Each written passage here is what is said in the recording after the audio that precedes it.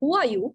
What do you think personal branding is? And why do you want to be a personal brand? All those 8 crore creators have access to how to optimize your profile. You can decide where your personal brand ends and where your personal space begins. It's very simple. On a piece of paper, make a big circle and write your name inside it. Once you're done, go ahead and create a mind map. Now, what is a mind map? It's defining your personality traits. Whatever you think works for you. Okay, so we'll move to the next slide. How many ever personality traits you have?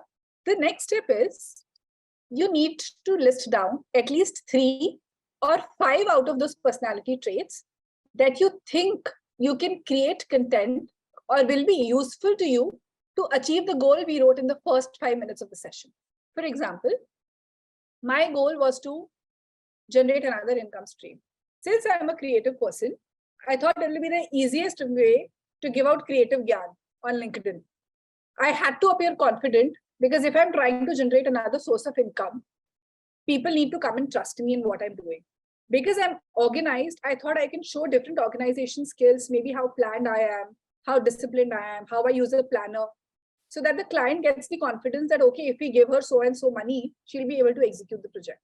Now, all the activities you do for your personal brand, whether it's creating your post, whether it's going live, whether you're giving a workshop, whether you are, on a LinkedIn audio event, whether you're attending a networking event, I want you to prep according to these 5 qualities and use it when you're going out and putting yourself out there on social media or in an offline environment. Use these traits and portray yourself. Try and create a journey out of these personality traits. So the whole idea is these 5 traits should be embedded in your audience's mind that, okay, Ayush has these 5 traits or Akshay has these 5 traits as a person. A lot of times when you're trying to create so much content on LinkedIn, you don't have time to think so much. Everything becomes too factual because numbers pick up very easily. You start becoming a tool rather than a person. Now, when we learn marketing or when you see any big marketing campaigns, the main thing that any marketing campaign does is they target one emotion in you. Coca-Cola targets you're thirsty, and having Coca-Cola will give you joy. It's happiness. Cadbury is targeted celebrations, the joy of celebrations. Every big brand will always target one emotion in you. So if you want to become a brand, you also have to target one emotion in your audience. It's simple logic. You can generate hope. You can generate confidence. You can generate fear of missing out. I am hosting a workshop today. If you don't, these things will be taught. And this is the community that's being formed. Don't miss out on it. That will generate FOMO. You can generate certainty. You can give value. If you're a spiritual leader, you can generate peace in somebody's mind. When you're selecting your personality trait, match it to one emotion that you want to generate out of that post. Taking Zainab's example, since we are already on it, you want to generate a fun content. And your target audience is, say, 20 to 30-year-old founders, right? You have to pick one emotion out of it. Out of your funny content, do you want to generate hope in them? Do you want to generate joy? Do you want to give value out of that funny content? What do you want to do with that funny content? Which emotion should come out of that post? Because if you don't make the other person emotionally connected, the engagement level is going to go 0. If it's not compulsive enough to write a comment, you will never write a comment.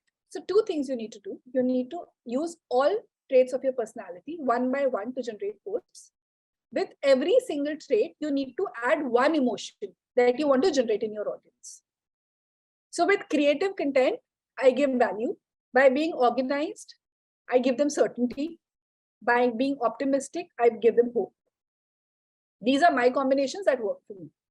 And you can pick any emotion that you feel is right for you.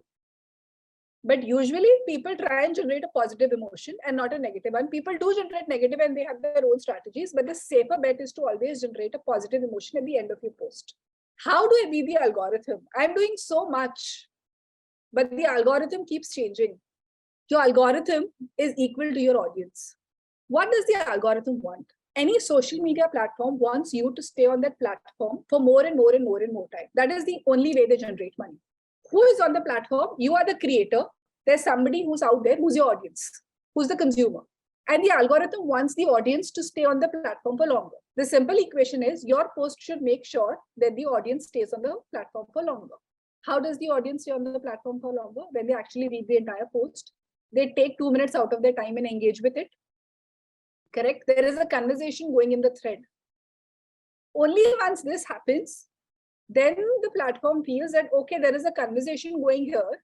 And if we try and push this post to 20 other people or 200 other people, there'll be more conversation. So more people will be on the platform. So their goal is solved. So if there is no conversation on your post, and by conversation, I don't mean likes. Likes is not a metric to understand the conversation. Like is it's just scrolling. Like has absolutely no value.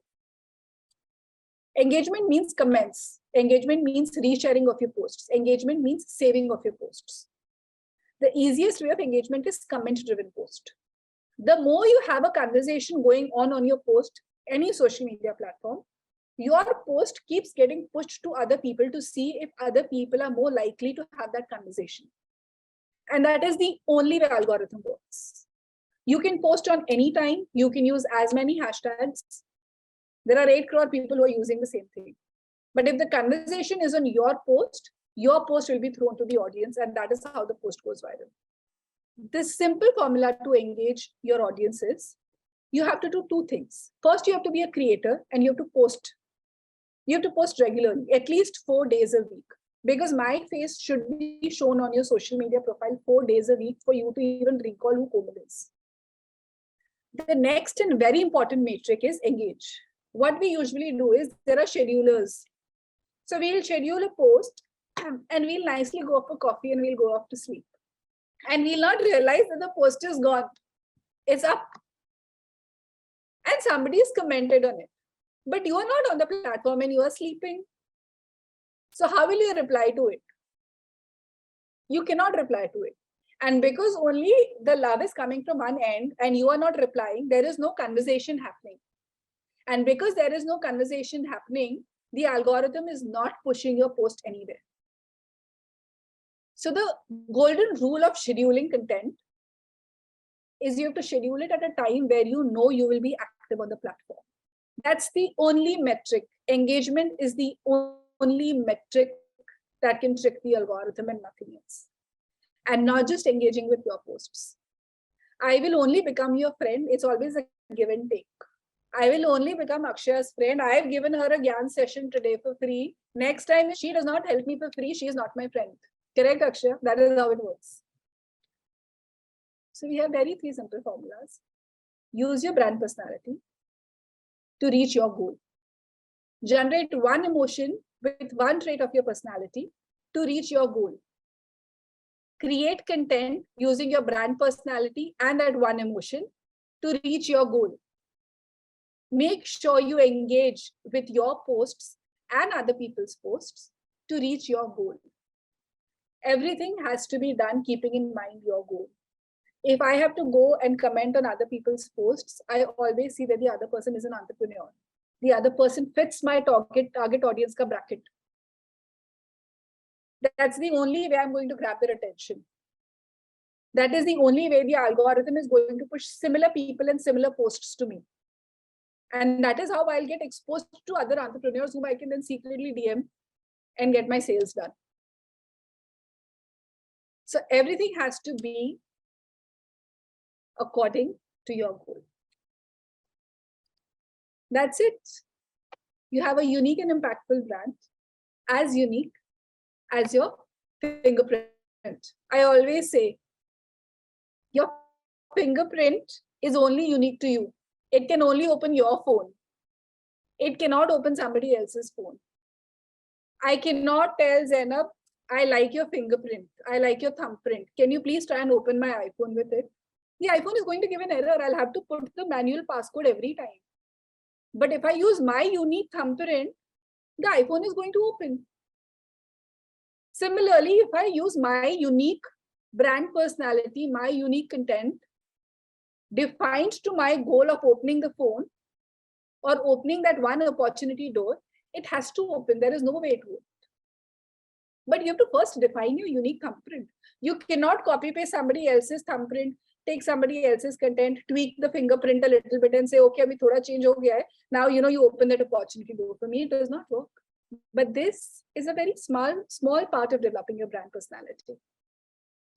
A brand personality also consists of what I'm wearing, how I wear my hair, if I have a very fancy Ray-Ban glasses, what brand of shoe I'm wearing, what brand of bag I'm carrying, how I enter the room, what color I wear. But all this is offline. What will you do online? The visual of your post. What image are you using? What color are you using? How are you writing your content? Are you using emojis? Are you using the correct emojis? Is your font right? Do you have a brand signature? Are you using that for recall value? Your visuals in your post, in your content, are the only branded accessory that can give out what you feel, that can give out your personality. That is a major part of your brand personality. And I can help you define all of it. There is a full brand personality course that I take. It's a one-on-one session. There are 4 sessions where I handhold you in defining your brand personality. There is something called as an emotional color wheel. When I was talking about emotions, we have an emotional color wheel defined. Every single thing has a meaning. I'll help you find that meaning. And lastly, I'll help you define your signature. Thank you so much, Komal, for this amazing session. And yeah, thank you everyone for showing up. And I hope to see you guys next week.